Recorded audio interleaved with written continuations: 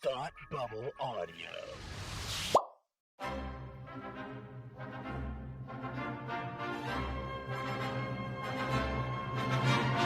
Look, up in the sky! You will never find the more wretched hive of scum and villainy. Welcome to Beer with Geeks with Tim and Frank. Who are you? I'm Batman. I am Iron Man. Your friendly neighborhood Spider-Man. Hi, Christopher. I'm Nero. My name is Inigo Montoya. You're a wizard, Harry. A couple of guys with a couple of beers and a whole lot of pop culture nostalgia. Make it so, number one. Ladies and gentlemen, the Beatles. I named the dog Indiana. Life finds a way. I am serious.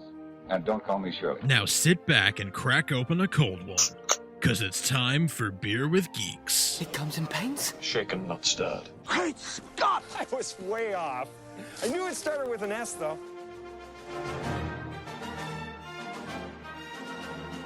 Hi, and welcome to Beer with Geeks, where two geek out with beer. I'm Tim, and with me, as always, is my man who loves to talk about ethical consequences in films. Frank, how are you today? I am doing fantastic today. How are you, my friend? I am doing quite well. Frank, what are you drinking today? I am drinking a Jack's Abbey Citra Brau dry hopped ale, Citra ale, made with Citra hops, if that wasn't clear. And it's delicious. I love Jack's Abbey. They make some great stuff, but I recommend this Citra Brau. It's is quite delicious. It's chef's kiss. Good for you. Yes, excellent.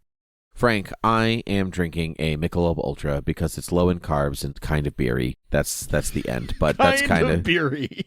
that's kind of beery. Highest compliment you can give it is it's kind of beery. That's what I got to drink for the foreseeable future. It's going to be in that, like, otherwise it's going to become gin with geeks real fast. I mean, I'm fine with that. That's always been fun every time you've done that. I know it's a blast, but I can't do it every week. I'll die. So I won't die, not even remotely. Well, if you die, we'll just bring you back on the podcast.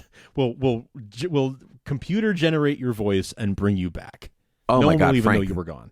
The segue that was simply tremendous. Because we're going to talk about the ethical, technological quandary of bringing deceased actors and using their likeness or previous footage back from the dead at the behest of studios, but then from the acknowledgement of their families or their estates or whatever. Yeah. This is all spawned because there's a company that name escapes me for the moment because I did zero research before talking about all of this.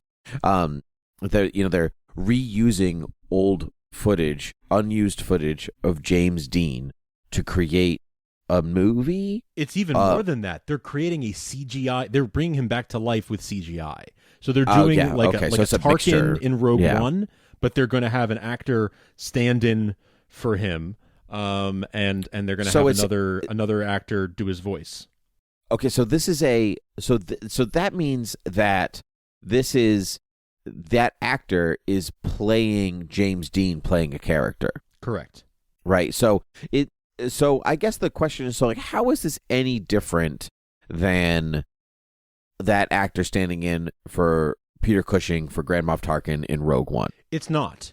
It's not different, I don't think. It sounds like they're doing exactly the same thing. But but here is the difference, though. That was not done as starring Peter Cushing. That's true. They're using James Dean as and granted, I think because this is still sort of experimental, and let's face it, the technology is not 100% there just yet. It's close, but not 100%. They are.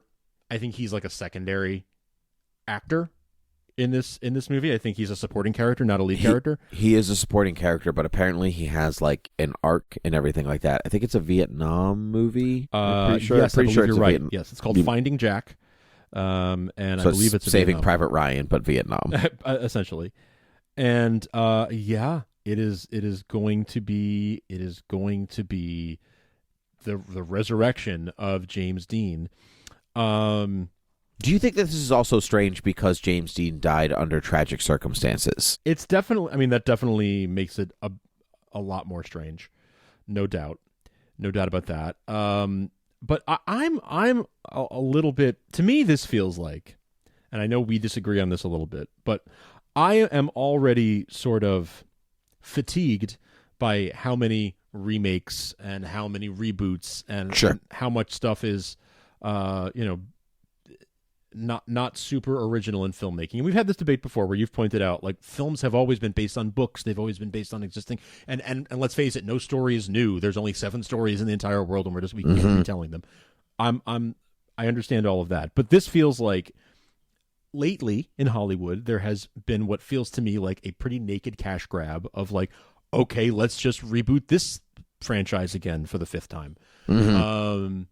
And to me, this feels like we've rebooted so many stories that now we're like, let's reboot people.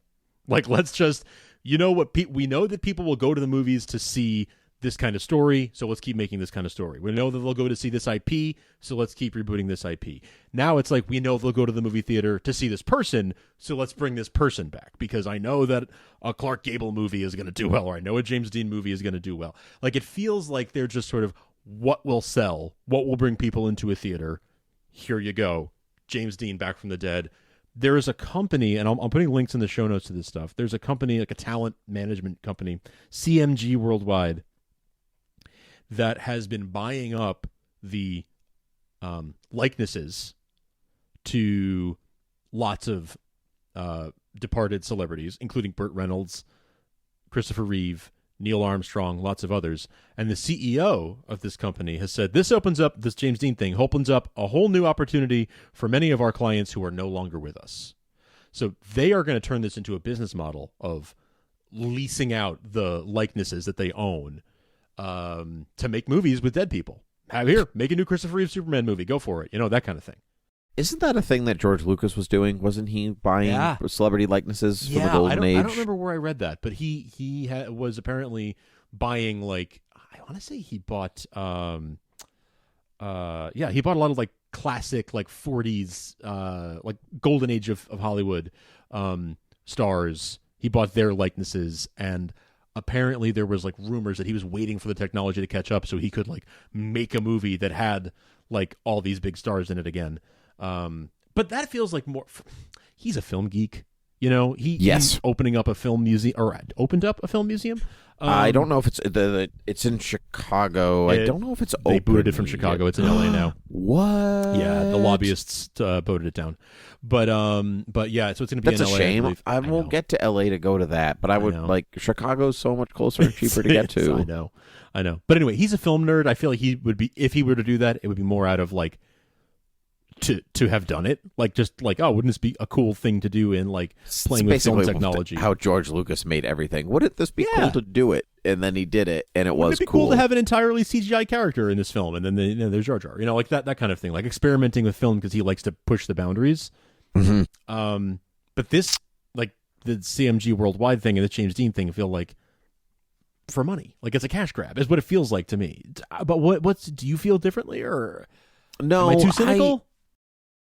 No, I don't think so. I'm of two minds, because if like say, so like, okay, so here's Carrie Fisher died. They're going to use her likeness and old footage to in Rise of Skywalker. Paul Walker died. They got his brother to play him and be the CGI face to give him a send off. These are these two examples are ways of saying goodbye to characters. And then you have stuff like Grand Moff Tarkin, that is Peter Cushing has been deceased for many years, and he is that likeness is an established part of a pre-existing story. That's right. And his likeness, I'm pretty sure, was sold over to Lucasfilm, just the way that like George Lucas owns like the likeness to Carrie Fisher, like to Princess, because he owns the likeness of Princess Leia, therefore he owns like her face basically, or he did own her face, because she's talked about that quite frequently. Yeah. And I don't know if Peter Cushing is the same deal, but that's kind of what it is. That's why you can like publish a book called Tarkin and have Peter Cushing's face on the front of it, even though he's not allowed to say that's okay. Now, nobody really raised a stink too big a stink about Tarkin, right? Everyone was more interested in like if the technology was going to work or not work, as opposed to it being like, oh, well, he's dead, and how do we feel about that? But I think that's because he was a pre-established character.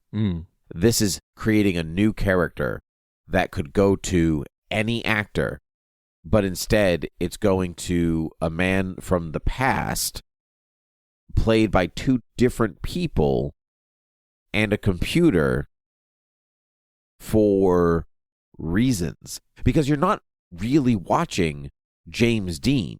And I think that's the thing. You're really watching Grand Moff Tarkin or Princess Leia or something like that because they're playing that character.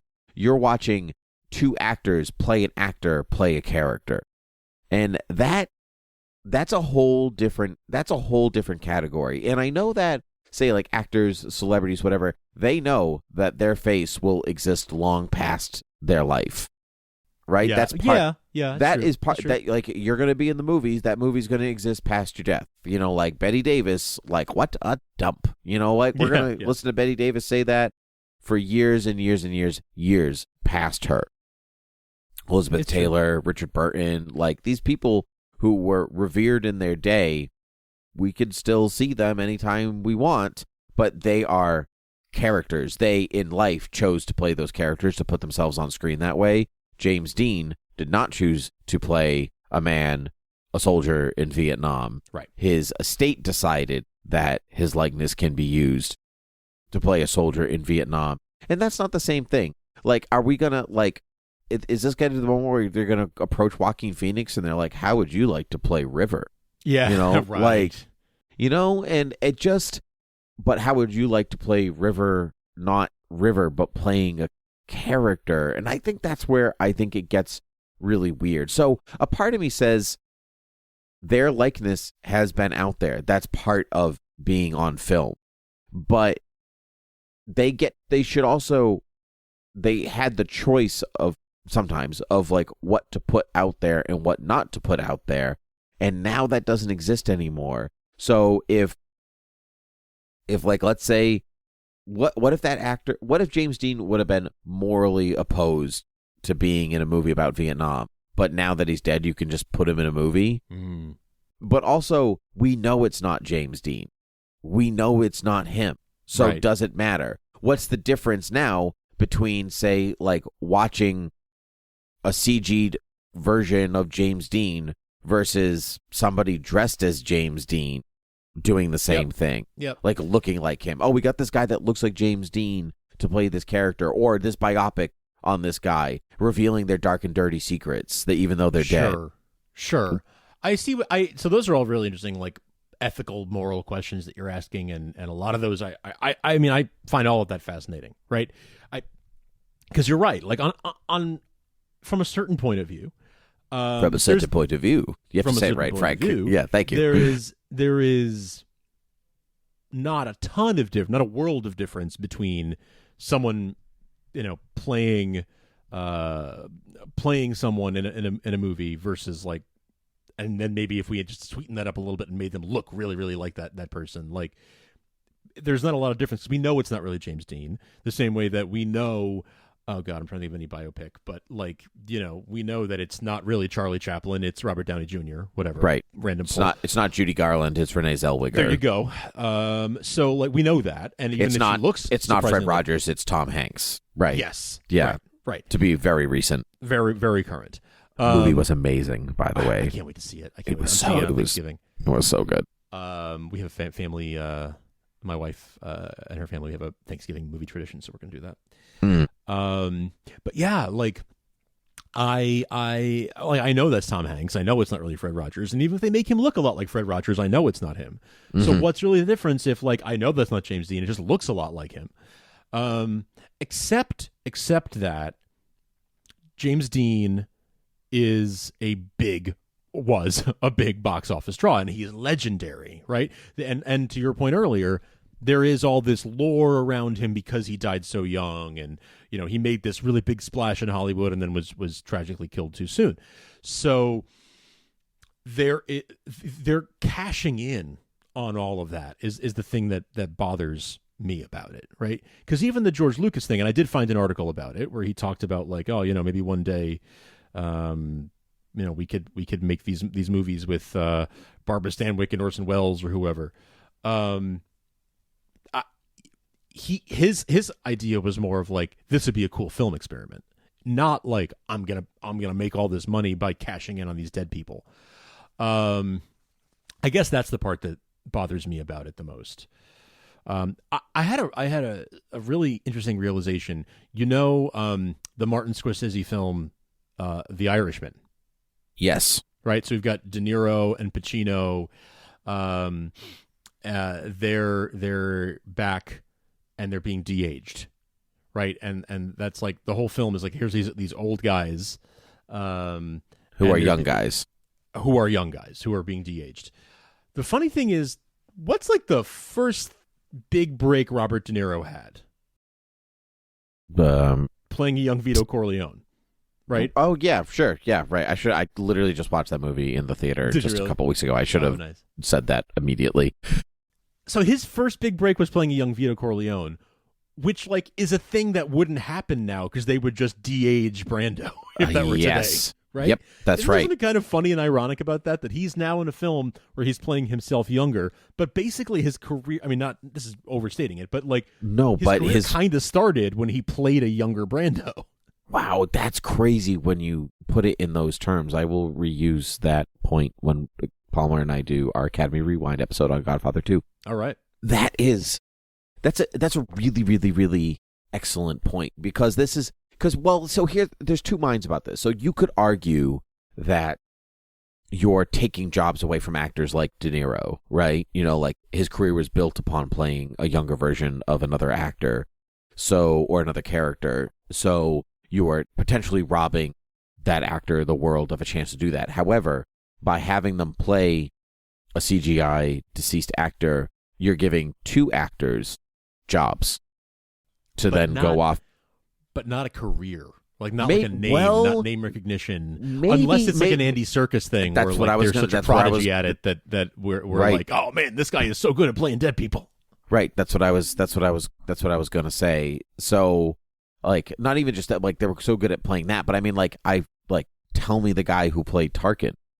You know what I mean? I couldn't. Right. Exactly. So there are two sides to that. I think at the end of the day, it comes down to the deceased actors don't have a choice, and their estate, for however long that's existed, is making the decision for them, which is not the same. And I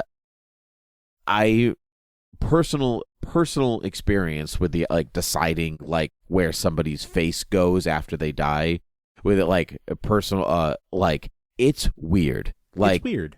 It's very. I can honestly say it is a strange thing to have to contemplate. And then the question of, well, what would they want? Well, they'd probably hate this. Then why are we doing it? Right. And those are questions that come up all the time. But the further away you get from the person knowing the person, they don't really have that connection anymore. Does James Dean's estate actually have a connection to James Dean anymore? I don't think he had any kids or anything, so it's not like it's his grandchildren or something. Right. So I think it's his siblings and their families and so forth. But he died so long ago. I had an uncle that passed away in the 70s. If someone said oh, do you want to use his likeness on this thing or something like that? I'm like, I didn't even know him.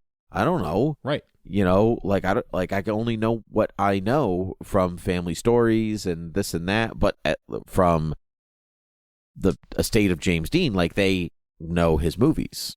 And I don't know. I still think a part of it is weird because it's James Dean. I think if they were it's Orson Welles, I think people would be less inclined to be up in arms about it because Orson Welles led a long, successful life, and he died of a heart attack or something like that when he was fairly older. That's much different than the tragic hero James Dean of Hollywood. Yeah, I hear that. There's definitely something about that. I think there's a couple of. I mean, I think it's also just why are we? It feels very cynical to be like, you know what? This is a guarantee that a movie starring this person used to be a big box office draw. Crowds love them. Mm-hmm. Let's just do sort of it's not to call it easy, but let's like default to this because we know we feel like this is a sure thing rather than take risks and make new movies with new people and move forward. Let's look backward and use their likeness, use the same way you use an IP to be like, this will put butts in seats. Like this is a superhero movie, or this is Charlie's Angels, right? Or Terminator. Like, people like this franchise. Let's make a new movie in this franchise. It feels like almost turning these people into a franchise and saying, people like James Dean movies. Let's make a James Dean movie. Yeah, we can't do that. He's dead. Let's make him undead. Like that's what it feels like to me, and that just feels uninspired, uncreative. It's one thing to say, what would make this movie even more special? It would be perfect if I wish we could. This would be the perfect story to put Peter Cushing in it. Well, guess what? We can. And it's another to be like, how do we get people to the theater? Tell them James Dean's in the movie. It's funny because like the release of the article and then the subsequent like statements from people afterwards, where they were like not expecting this kind of virtual, from people, is that they felt like this was the perfect role for James Dean. True. This might actually be a fantastic movie, and maybe having him in it will be an outstanding thing. Mm-hmm. But I'm still a little bit creeped out and a little saddened even by what it represents. Yeah, that's kind of where I am too. It weirdly reminds me of the Futurama episode, the Lucy Lubot episode. Oh. Where like, don't date robots. Like that's kind of like where this is like playing at. Like it's going in a weird direction where you're just putting somebody's likeness on somebody else, and then you get them to do exactly what you want. So like, what if like, so let's say you want to do like Laura Bacall or something like that, or Rita Hayworth, and you're like, this movie now calls for a sex scene. Like, you're gonna have like CGI Rita Hayworth. Like, how does Rita Hayworth feel about that? Yeah, like, where do you draw the line at what's acceptable and not acceptable? Yeah, I think that's true too. And like you said, the estate can't always figure those things out, or maybe they're not the best arbiter of that. So there is sort of this ethical question of like, would this person want to, like, would they consent to this if they were still around? And should their, removed relatives, distant relatives 70 years later be the ones making that decision? I don't know if that's fair. Right. No, I don't know if it's fair. I don't know if it's fair at all. And I think that's where, like, I think that's where we have to really draw the line, unless of course there is, like, let's say this is a thing going forward, and then people, because it's going to be a thing it's already a thing in contracts when you sign for movie studios that they can use your face in other things, and Yep.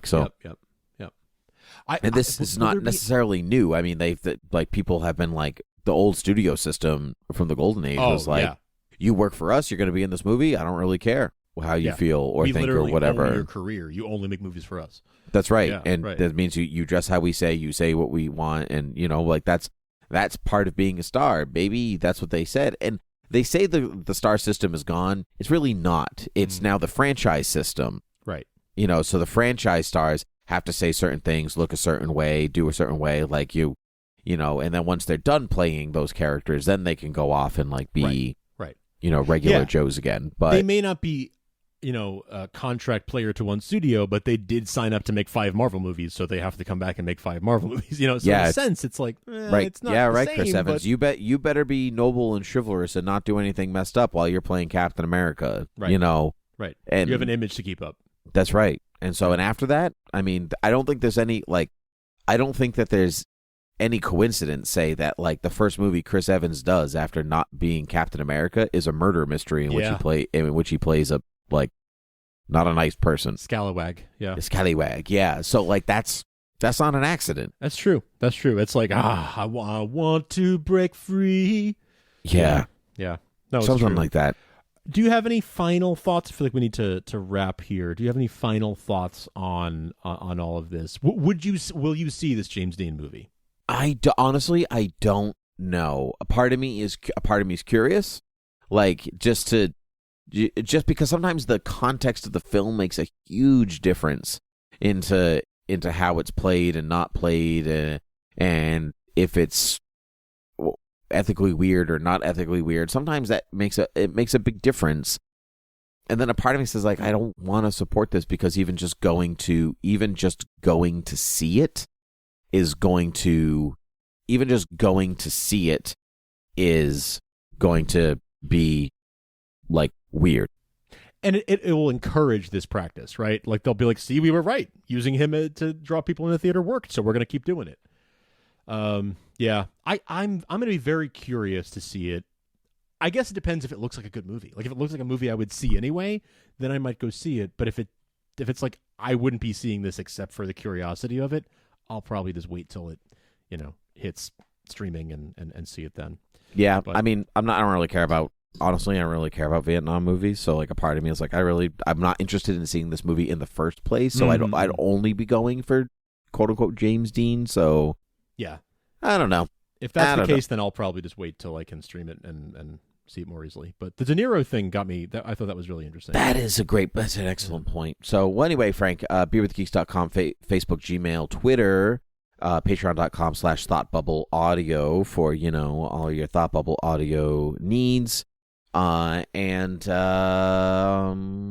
rate and review us. Rate and review us on iTunes, at Frank Ramblings, at Timothy PG13 on Twitter.